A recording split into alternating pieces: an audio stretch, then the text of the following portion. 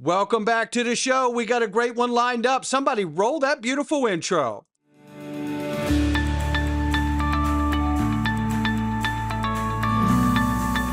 Digital Perspectives with Brad Kimes. Come on in.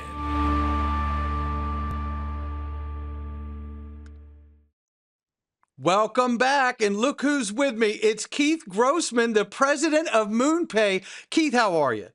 Good. How are you, Brad? I'm doing really well, man. I'm doing really well. We are 29 days away from XRP Las Vegas, and I'm excited for a couple reasons. One, we're 29 days away.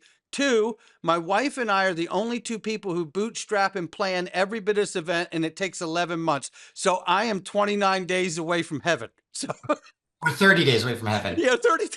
Yes, exactly. But here, look, Brad, like I will tell you, I'm so excited about this event that I wore my best Brad Garlinghouse outfit today. Interview. Okay. And how fitting it is, because Ripple just made a play to acquire Circle for $4 to $5 billion. And I don't think Circle accepted, but it speaks to a conversation you and I are gonna have a part of today, which is we are in a period of mergers and acquisitions. Don't you agree today? I do. Yeah, it really is. Now, look, Moonpay has a lot happening, and I mean in every sense a great way. Let's start with a few things that happened like 24 into 25. Like you guys had some acquisitions in the stablecoin realm. Can you talk about that, Keith? Sure. So if you think about Moonpay, 2.5 years ago, even when I joined, and I even said, like Ivan, our CEO, said we really want to evolve this company forward. And Lindsay Haswell joined as the chief legal officer. Like we really had to focus on like, okay, what do we want to be when we grow up, right? And ultimately, we wanted to be that regulated, compliant layer to give access to the decentralized ecosystem, right? And so over the time, we spent a lot of time with like licenses and making sure we were MiCA compliant, making sure that we were FinPrompt compliant, making sure we diversified our offerings from just not only just to buy, but like buy to sell, also who you could use it with, Venmo, PayPal, MasterCard, where we go. But then like as we started to look at it, the space is going through a tremendous amount of consolidation, right? And you're seeing it, right? And for us, in 2025, we made 2 major acquisitions already, right? In the first, month of the year, we acquired Helio, right? And the whole premise of Helio was simple. It was, we know a lot of people who have a lot of crypto over here, and they want to spend it. And Helio allows you to spend with crypto, right? And so all of a sudden, you can, buy things and connect with it. And people will say, well, how big is that market? Well, Helio is integrated into 6,500 merchants, does over $1.5 billion in volume. And by the way, on Shopify, it's the white labeled solution for SolanaPay. Okay. And so a lot of people don't realize that about a few weeks ago, Moonpay took over the SolanaPay handle on X, right? If you look at the stablecoin arena, that is an unbelievably exciting arena, right? Why is it exciting? It's exciting because finally the internet's getting an embedded finance layer, right? Value can be transferred seamlessly on the, on the internet. By the way, this was the original vision of Ripple, right? Like this is the vision of Ripple of being like the future Swift of the world, right? And so you're seeing these stable coins emerge. And money can move very quickly across them. We do billions of dollars in volumes in stablecoin transactions. And it was important to us that as we were building it out, we had a white labeled API solution for all of our B2B partners, right? And for other businesses that wanted to sort of transfer or use these type of experiences to move value on the internet.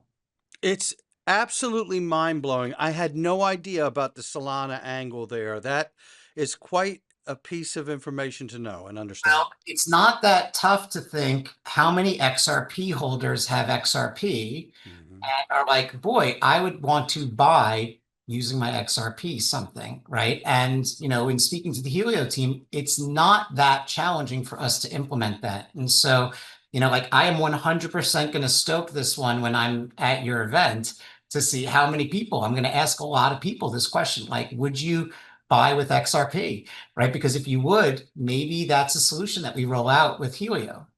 Oh, that's a wonderful, wonderful idea. Now, what can we expect from Moonpay, not only at XRP Las Vegas 25, but in 25, Keith? I, what can we expect from Moonpay? I mean, like, nothing. No, I'm just joking. You're going to expect a lot. Look, like we're in a maturation phase, Yes. right? So a year ago, we didn't have a lot of these sort of ancillary businesses, and like right now, we are integrating them into the organization. And I think that what you're going to really start to see is that a lot of our business historically as Moonpay has been transactional, right? You've wanted XRP, and like we've allowed you to take what you have today and just sort of like buy it. And like there's usually a moment where you're like, I want it right now. And that's where Moonpay comes in as a convenient sort of ATM into the crypto ecosystem. Um, in the end of 2024 and the beginning of 2025, we rolled out what's called the Moonpay Balance, and the Moonpay Balance does not custody crypto. What it does is it custodies fiat, right? And what we're going to really do is we're going to build out the Moonpay Balance to have a lot of different solutions, rewards for our consumers, staking solutions for people, everything that you could put into it, we'll be building out over the course of the year. And the reason is that if you move into the Moonpay Balance, we could then give you access into the crypto ecosystem with fewer fees, right? So we could remove a lot of friction for people, right? And the reason that we could do that is because our business model ultimately shifts from that of just making fees off of the transactions to making fees off of the net interest that we could then pass on value to the consumers in return, right? Well, And so I think that that's a maturation that I'm most excited about. It's a boring maturation, but I think it's a maturation that is really important because when you think about Moonpay's value proposition, we have 30 million customers in the crypto ecosystem. And like against those customers, right? Like if you could continue to remove friction, what's holding that back from 30 million being 300 million, right? exactly. And it really is today all the friction in the ecosystem. And so that's what we're focused on this year. It is quite remarkable because you're speaking to a larger transformation in this space, and it's like you said, that financial layer coming to the internet, becoming the internet of value. Ripple's original vision, right? It's all happening and taking place. And you guys, if I'm not mistaken, were an inaugural partner to the launch of RLUSD. Is that correct? So look, we hide nothing on this one. Like we are huge fans of Ripple and Yeah. XRP. First, I just like the team. Okay, like I like Brad, I like Monica, I like Chris Larson, I like Jack MacGyver. Like I like all of these people at every level, right? That's there. I think it's a really nice team. It's a really wonderful team to work with. Second, RLUSD makes sense, right? Against what the vision of Ripple is and what they want to achieve, right? So does XRP, by the way, right? Like, and so, like when they went to launch it, we, as part of our sort of partnership, we're thrilled. I think they launched it or announced it on October 15th last year, right? Um, the one thing I would say that I think is so exciting, and Brad, like we kind of talked about it when we were talking about our age earlier, right? Before this was recorded, is you remember growing up those ads for AT&T that were like, call Japan, call, Tokyo, call France, for $2 a minute, like $1.49 a minute, whatever it is, right? And they don't exist anymore. And they don't exist anymore because, telephony sort of absorbed that entire industry. Voice over IP, the internet sort of absorbed the telco industry, right? And so like today, you could pick up your phone and you could FaceTime anyone in the world and you don't think about it because the price is zero, right? Uh-huh. That's what's about to happen with money movement on the internet, That's right. right? And that's what people don't realize with stablecoins and what makes it so exciting. And what's happening at this moment in time is the movement of money has a lot of intermediaries in it. And the intermediaries are going to continue to shrink down and down and down and down and down until it's actually really cheap to move money on the internet. And that ultimately, when you remove the intermediary from the money movement, puts more money in the pockets of the people who want to or are intended to receive it. And that ultimately has an incredible multiplier effect at the ground level that I'm really excited about. It sure does. And like you said, it is a ground level, which is hardest to reach sometimes to get to that consumer level. Much easier to connect the wholesale back end of things. And I'm trivializing that, but nonetheless, it's much easier to get that done than it is to consumer facing level. So I think it's an excellent point you're making. Another thing that stands out to me about this moment we're in and the way you just laid that out, something that's always helped me, whether it's a nation, emerging market, or technology, if you can find similar industries or markets that compare or are relative, you can superimpose those mature markets over the nascent market or innovation and easily identify gaps.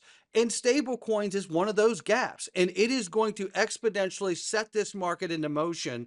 And what's to come after that, like you said, I mean, comparatively to the early days of the internet. 100%. I was just talking with somebody and I said to them that between 1879 and 1904, the telephone, Yep.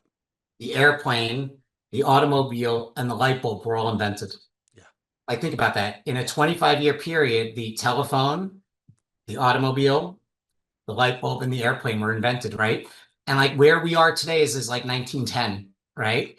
Like, and like what I always give with this example is it's really crazy to think that if you passed away in 1878, you know no world that has any of those four inventions. And if you were born in 1905, you only know a world that has those inventions. So anyone born today only knows a world that has all of these innovations taking place. But we're at 1910. And 1910 means that there's someone still on the side of the road saying, I don't need a car, I'll stick with my horse. Yep. And so like we just have to realize like this is going to take some time to set. Yeah. As it sets, like the first order wave goes into effect, the second order wave goes into effect, the third order wave is going to be absolutely incredible in terms of, money movement and transformation.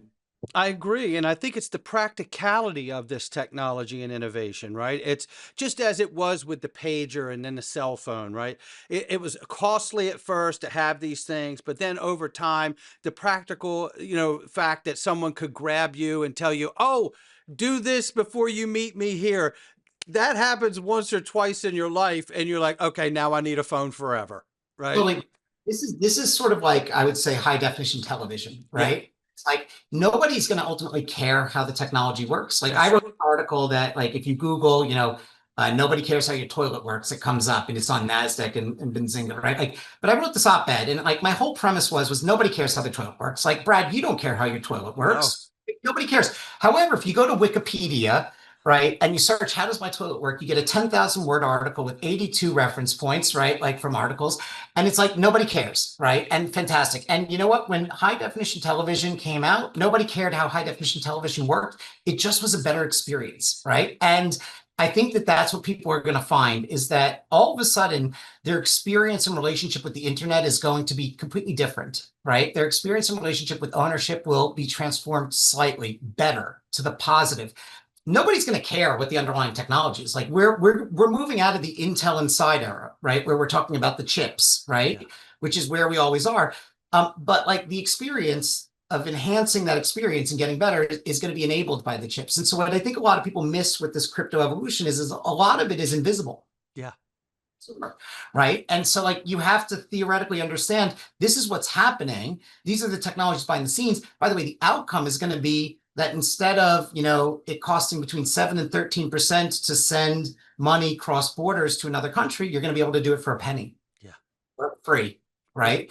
And that's incredible because if you take 7 to 13% on $100 and we're looking at $7 to $13, imagine that $7 to $13 goes to your grandparent or your child, as opposed to sticking with that recipient getting $93 or $87 and a bank or someone else capturing that, some other intermediary capturing that money. It's an excellent point because it creates this flywheel effect that's going to drive the business to scale 80 times, 100 times, or whatever the number end up being. Because when you remove that friction from payments, people are going to realize, well, I could do this even more than I even wanted to and send smaller amounts of money and be less affected. So it's going to just set the world in motion. Well, Brad, you just said something that like I keep telling people in the most simplistic sense, which is if you can't understand what's the impact of AI, machine learning, and crypto technologies, blockchain technologies in general, in the most simplistic sense, and you just alluded to it, the world is literally going to just continue to speed up and get more efficient. Yeah. That's it, right? And that's what all of these technologies do. They're all the same sort of they're part of the same sort of coin on different sides, right? Like crypto technologies will validate AI sort of decisions and outcomes. And crypto technologies are the only technologies that can compete at the speed of AI. Yeah. And crypto technologies provide authentication, digital ownership, and the ability to remove unnecessary intermediaries, right? So the whole ecosystem is just getting faster and more efficient. And that's what the world is going to become as we sort of come to grips with it. Absolutely. It is quite remarkable. I love, I'm so passionate about being in this space, Keith, because it moves so fast. It's so fun. I Like love it because of that. I have to lean forward almost into the camera, Brad, to tell you it is so like the space. The problem with the space is it's misunderstood Yeah. and it's mismarketed. Okay. Yes. I misunderstood. What I mean is when I was in media, right? And I ran Time and I ran, Bloomberg Media as global chief revenue officer, and I was at Wired, right? And our second, like everyone understood that print is a vertical. You're either a magazine or you're not a magazine. Terrestrial radio is a vertical. You're either terrestrial radio or you're not. Linear television is a vertical, right? You're either cable television or you're not. Digital is a horizontal. Yeah. Anything that can be digitized will, right? So platforms will be digitized. You could have digital print, you could have digital text, a digital video, digital audio, you could have digital experiences, social, digital implementations. But in the same sense, anything that can be digitized by extension can be tokenized. Okay. That's an ancillary that people don't really talk about, that if anything that can be digitized will, and the world is continuously becoming digitized, right? Anything that is digitized can ultimately become tokenized, right? That is an incredible realization. Now, all tokens are not created equal. Within tokenization, there are many verticals. That's right. And like the problem is the way it's reported in the media is it's reported as if crypto is one vertical. And the reality is that Bitcoin is a vertical, right? The ETFs are a vertical, right? The stable coins where RLUSD is a vertical, right? DeFi protocols are their own vertical. Meme coins are their own vertical, right? And each one has their own unique selling point, right? Like their own response to it. So like right off the bat, the media misrepresents crypto because it treats it like it's a vertical when it's a horizontal with many verticals within it. Once you get to the individual verticals, right, you start to realize that like the use cases of each one are completely different, right? And the second issue that crypto has is it mismarkets itself, right? So like Brad, you're a degen. I'm a degen. Like the word to the average person sounds so weird and bad, but the reality is like I've met a lot of really, really, really, really, really smart degens, right? And like internally, the word is very positive, right? Like, and I take it as a huge compliment. The idea of calling the space DeFi sounds terrible. It sounds like defiant finance, right? Not decentralized finance. Like the idea of a trustless environment is possibly the worst marketed term on the planet. It's not, crypto is not trustless. It's where the trust flows, in the ecosystem. It's top down with a lot of intermediaries, whether it's legal or, compliance or all this stuff. In crypto, it's bottom up. A token validates to a blockchain and then needs fewer validations to then move into the sort of larger ecosystem. So it's like we have to lose those misnomers and focus on like speaking the language of everyday people. But you know what? It happens in every evolution of technology, right? Like when you saw the internet emerge, you had cyberpunks, right? Like, and all of these other things. And so it's just where the space is today, versus see it going. I think it's an excellent observation, and I do believe you nailed it. Like the nomenclature itself has been like a cloud over the entire space to call everything a currency. You know what I mean? When you know that there's so many different types of these assets and what they actually do. Speaking of which, let's go and shift the conversation into legislation for crypto and where we're at here. Now, Moonpay is an active participant in helping to shape and have these conversations that are helping the agencies and Congress get to this place of legislation. Could you talk about that? Sure. Look, so most industries, as they're maturing, really can evolve quickly when they have clarity, Yeah.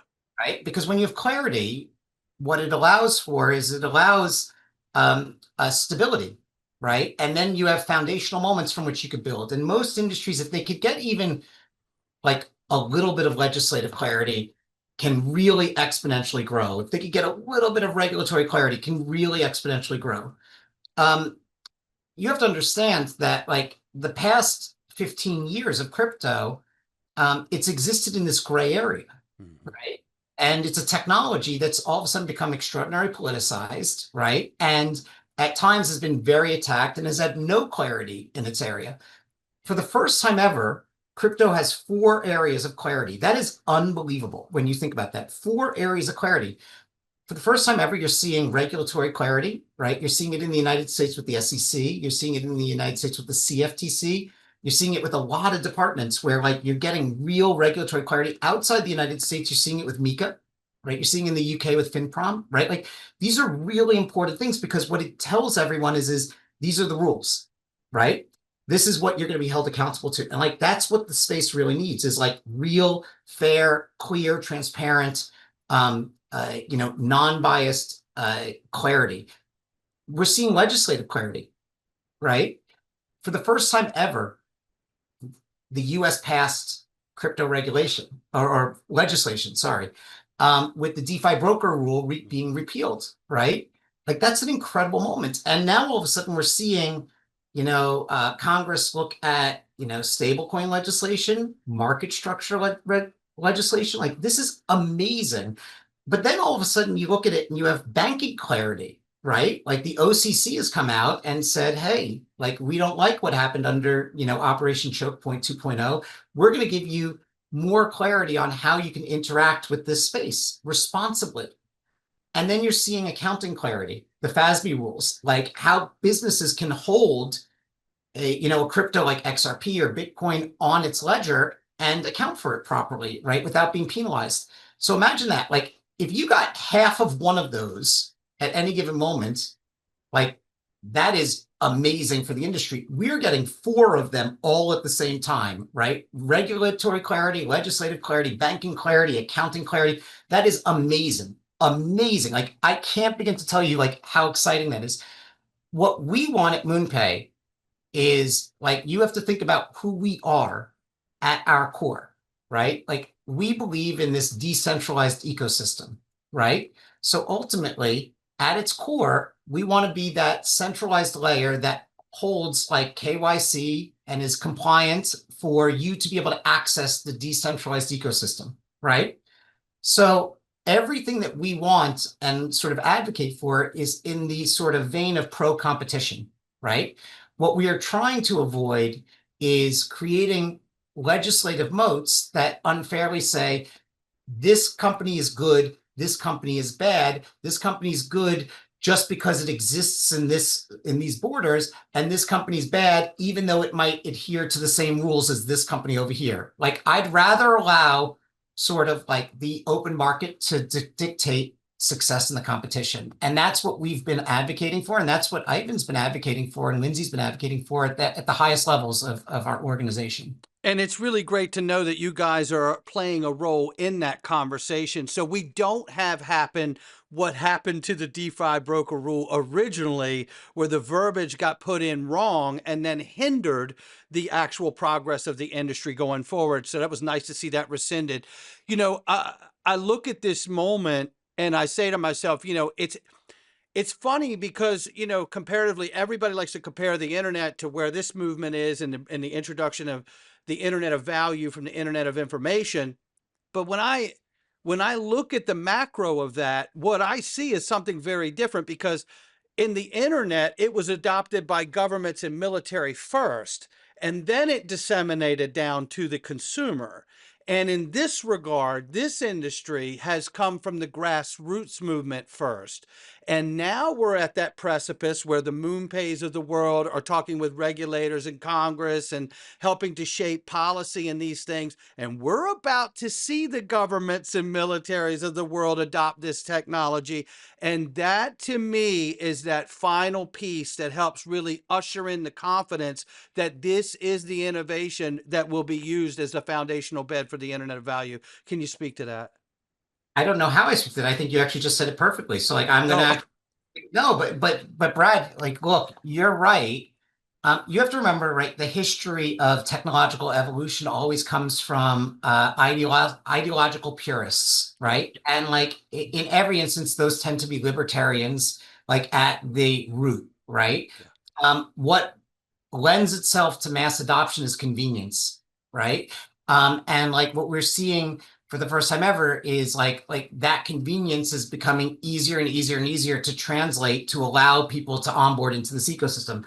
The problem with convenience is it runs counter to the ideological purists, right? So like there is sometimes trade-offs between what you believe should exist in its most pure sense and what consumers ultimately want, right? So like decentralization, and this is sometimes not popular when I say it, is not going to replace centralization, right? What it's going to do is it's going to give a counterbalance to the only existing option that is out there for consumers, which is centralized options, right? And so for the first time ever, consumers are going to have a counterbalance to it that's going to nudge in, and it's going to force these centralized structures to move or evolve the way that they're doing it, because consumers are going to see that they're actually being unfairly charged for certain services or value extraction, right? That's really exciting to me. If you don't believe me of what I said, and some people will challenge this, here's a mental sort of experiment that you could play. If you believe in online privacy, theoretically, right, like you should be private as Brad online, right? You would say yes to me, right? You do? You believe in that, right? Yes, absolutely. So I'm so glad you do, right? You philosophically believe in online privacy. Yes, I do. Good. So today on your cell phone, you have a cell phone, correct? Yes. Okay. What do you have, an Apple or you have an Android? I have an Android. Okay. Do you have Facebook, WhatsApp, or Instagram? I have a Facebook app. Okay, great. Now, do you trust Meta with your data? No, no, I do not. Interesting, right? So you're philosophically aligned with online privacy. Yeah. Don't trust a company with the data, but you have their app on your phone, Yeah. right? And you use it. And the reason you use it is because it connects you with your friends, right? It helps you build your business. It's just convenient. And the problem is that people don't realize that the world is more gray than black and white, and people are very hypocritical when it comes to the adoption of technologies, and they have to get comfortable with the fact that the technology is going to act as a signpost of where you could potentially get to, but you make concessions in between it a little bit to just improve the greater good, right? And so like like the convenience that you get from that Facebook app is worth more than your philosophical belief in your mind of online privacy. And like I point this out to people not to get people upset, right? Or to get them to challenge me on this one. It's just to realize that like, you know what, like everything is a little gray, right? And that's where this evolution is going to be. I think it's an excellent point, because, that's the point of legislation, right? When we get this legislation, we're going to get those defining markers, those watermarks, those keystone marks that let us understand what falls within a regulatory framework that has accountability, right? And a responsibility to the service being provided, just as the internet does. I say this on the channel quite often. I'm like, we have to remember there's the internet we use, and then there's the dark web. And Yes. I don't fool around on the dark web. And I think we're going to experience a moment like that for this technology after post legislation. You're going to So get protocols that are blessed, and then you're going to get others that seemingly are like being on the dark web. So I agree with you 100%. And I think that crypto is going through a very interesting moment where you're going to have two camps. One is going to decide that it wants to evolve with the larger global economy, and one that's going to decide that it wants to evolve in its own sort of free market, sort of no rules world. Yeah. Moonpay very clearly has, in its actions, not just words, said we want to evolve with the highly regulated, highly compliant sort of global economy.